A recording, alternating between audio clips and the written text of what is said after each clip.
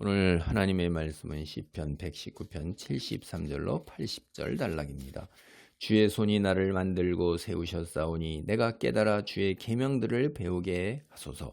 주를 경외하는 자들이 나를 보고 기뻐하는 것은 내가 주의 말씀을 바라는 까닭이니이다.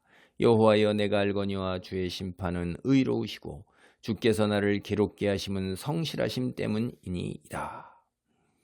이제 첫째 하나님의 말씀은 내가 이 세상에 어떻게 존재하는가 하는 거예요. 그러니까 내 생명도 하나님께서 창조하여 주신 것이다 라는 거예요. 그러니까 내가 하나님께 다시 돌아가잖아요. 이 하나님의 말씀은요, 우리의 존재 원인과 그 다음에 또 이 사후의 세계까지도 우리를 알게 하는 거예요. 그렇게 얘기하는 이 세상에 그 어떤 것도 없습니다. 두 번째, 하나님의 말씀은 주를 경외하는 자들을 항상 기뻐하게 해요. 근데 사실 세상에서 하나님을 경외하는 자들은 언제나 소수였어요. 그래서 우리가 지금도 그러죠. 자기의 처한 환경에서 주님을 사랑하는 것이 나 혼자 아닌가 이런 거예요. 그래서 누가 하나님을 제대로 섬기고 주님의 말씀을 바르게 간절히 사모하는 걸 보면 사실 큰 위로와 격려, 안위받고 확인받을 수가 있어요. 그래서 하나님 말씀을 공부하고 내가 경건한 삶을 살아가는 게 내 개인적인 문제뿐만 아니라 연합체된 교회라는 그 큰 과거, 현재, 미래의 교회 공동체 이론에게 시줄과 날줄로 연결되어 있는 것입니다. 그 효과, 나비 효과 같은 걸 우리는 다 몰라요. 그래서 믿고 큰 위로와 안위를 받으면서 버텨나가야 되는 거예요. 세 번째, 하나님의 말씀은 주님의 심판이 의롭다 하는 것을 깨닫는 거예요. 75절입니다. 여호와여, 내가 알거니와 주의 심판은 의로우시고 주께서 나를 괴롭게 하시면 성실하심 때문이다. 내가 고난받는 거 있잖아요. 이건 심판, 나의 죄로 인한 고난.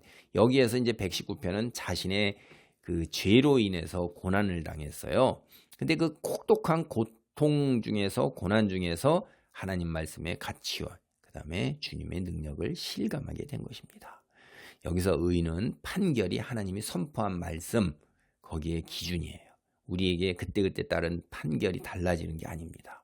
그리고 심판을 해서 우리를 괴롭히는 것, 고통을 주는 것, 이거는 우리가 언약을 맺었잖아요. 우리가 잘못된 길을 가면 쳐서 돌이켜서 하나님 백성 구원으로 이끈다 이 말이에요. 그래서 그 일을 성실하게 행하시는 거예요. 76절, 구하오니 주의 종에게 하신 말씀대로 주의 인자하심이 나의 위안이 되게 하시며 주의 긍휼이 여기심이 내게 임하사 내가 살게 하소서. 주의 법은 나의 즐거움이라. 하나님의 말씀은 우리에게 위안이 됩니다. 우리가 삶에 지쳐서 위로가 필요할 때 우리는 주님의 말씀을 찾아야 되는 거예요. 주님의 인자하심으로 우리를 보살피시고, 또 우리가 하나님 이런 지쳐서 피곤한 속에 혹은 죄 속에서 방황할 때도 우리를 얼마나 사랑하고 우리를 향하여 구원의 손길을 내미는가를 잘 표현하기 때문에 우리가 위로받고 위안이 되는 거예요. 그래서 힘들 때일수록 하나님 말씀을 더욱 가까이 해야 될 것입니다. 다섯 번째로, 하나님 말씀은 우리를 살게 해요. 여기 나오는 긍휼이라는 것은 그 의미가 부모가 자식에 대한 사랑이에요. 부모의 태중에 있는 아기에 대한 그 엄마의 사랑, 그런 의미가 기본 바탕에 깔려 있어요. 원어의 의미가. 부모가 자식이 잘 되기를 간절히 바라는 거죠. 하나님께서는 우리가 행복하고 즐겁게 살기를 바라는 거지, 이 땅에서 우리가 고통 속에서, 환난 속에서, 시련 속에서, 혹은 다른 사람이 누리는 것을 못 누리는 그런 아주 그런 속에서, 곤궁 속에서 살기, 그거 아닙니다. 하나님의 자녀는 하나님이 주신 분복이라는 것은 우리가 상상하는 것 이상이고 내가 얻을 수 있는 것 이상이에요. 내가 노력해서 그를 믿고 의지하고 순종하고 나갈 때 심지어 걸음덩이에서조차 일으켜 세워서 이상의 귀한 자리에 앉게 하셔요. 이게 대표적인 게 한나의 기도에서도 그런 얘기가 나오고, 이제 그런데 이게 다윗 같은 인물이 바로 그런 인물입니다. 여섯째, 하나님의 말씀은 교만한 자들이 수치를 당하게 하세요. 78절입니다. 교만한 자들이 거짓으로 나를 엎드렸으니 그들이 수치를 당하게 하소서. 나는 주의 법도들을 작은 소리로 읊조리리이다. 주를 경외하는 자들이 내게 돌아오게 하소서. 그리하시면 그들이 주의 증거들을 알리이다. 이 교만한 자라는 것은 자기 의존적인 사람들이에요. 그러니까 이런 사람들은요, 하나님을 조롱하고 무시하고 인정하지 않죠. 그래서 하나님을 믿는 자들을 엎드러뜨린단 말이에요. 근데 그들의 방법은 예나 지금이나 똑같아요. 거짓이에요. 근본 속성이 거짓입니다. 거짓으로 유혹하고 함정을 만들고 몰아붙인다 이 말이에요. 요새 다 나오는 게 뭡니까?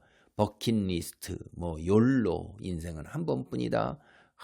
나이 들수록 뭐 젊을 때 내가 그때 했어야 되는데 미래를 생각하지 말고, 그리고 캐세라 세라, 하고 싶은 대로 해라. 내일이 어디 있냐? 지금 당장이 중요하다. 뭐 이렇게 다 그럴싸한 말로 하고 싶은 거 죽기 전에 해야 할 일들 뭐 이런 거 하는 거예요. 하고 싶은 대로 어떻게 하고 다 살아요. 육체의 본능이 가는 대로 살면 짐승이에요. 썩어질 것이고 죽는다. 우리가 그 본능을 제어하지 못하고 유혹에 넘어갔기 때문에 오늘날 이렇게 타락된 세상에 살고 있는 것입니다. 우리는 마땅히 행할 바를 행해야 되는 것이지 본능이 원한다고 그래서 하고 싶다고 그래서 다 할 수는 없는 거예요.